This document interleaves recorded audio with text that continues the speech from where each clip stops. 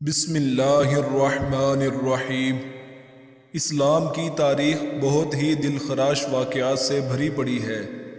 ایسا ہی ایک واقعہ سلطنت عثمانیہ کی بنیاد سے پہلے پیش آیا۔ اہل عرب عموماً ایک جملہ کہتے ہیں، اسلام سورج کی طرح ہے، ایک ملک میں غروب ہوتا ہے تو دوسرے میں طلوع ہو جاتا ہے۔ 1258 سن عیسوی میں مسلمانوں پر قیامت صغریٰ قائم ہو گئی تھی۔ عروس البلاد شہر یعنی بغداد پر منگولوں نے ایسی قیامت ڈھائی کہ تاریخ میں اس کی مثال نہیں ملتی۔ مبصرین و ناقدین نے سمجھا کہ اب اسلام مٹ گیا، کیونکہ اسلام کے علوم و فنون کے مرکز کو تہس نہس کر کے رکھ دیا گیا، علماء و فقہاء کے شہر کو اجاڑ کر رکھ دیا گیا، محدثین و متکلمین کی اماج گاہ کا ستیہ ناس مار دیا گیا، اولیاء و صالحہ کے شہر کو تباہ و برباد کر دیا گیا۔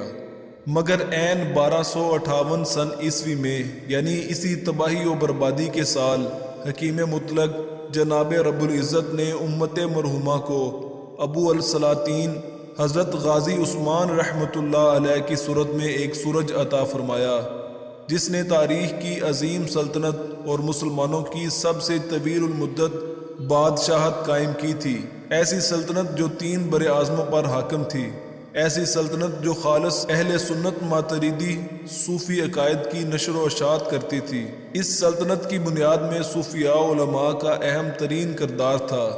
اس سلطنت کے سلاطین میں سلطان اورحان، سلطان محمد فاتح، سلطان سلیمان علی شان، سلطان سلیم یاوز، مراد خان اور سلطان عبد الحمید خان جیسے عظیم نیک سلاطین شامل تھے۔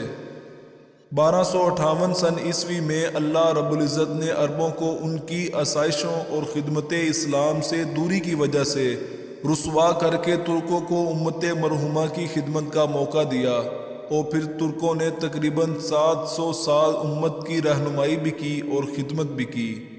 اگر کوئی قوم اپنی معاشی ترقی و مضبوط عسکری و معاملات کی وجہ سے غرور و غفلت میں ہے، تو گزری تاریخ اس کو سبق سکھا رہی ہے کہ اللہ رب العزت تم سے سب چھین کر کسی اور کو اقوام عالم کا سردار بنا دے گا۔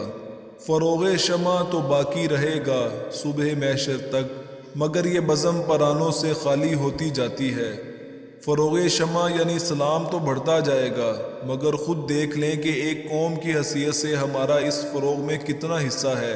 1258 عیسوی ہمیں خبردار کر رہا ہے کہ تم تباہ کر بھی دی جاؤ تو قادر مطلق کہیں اور سے اپنے دین کے محافظ پیدا کر دے گا۔ کاش ہم طلوع ہونے والوں میں سے ہوں۔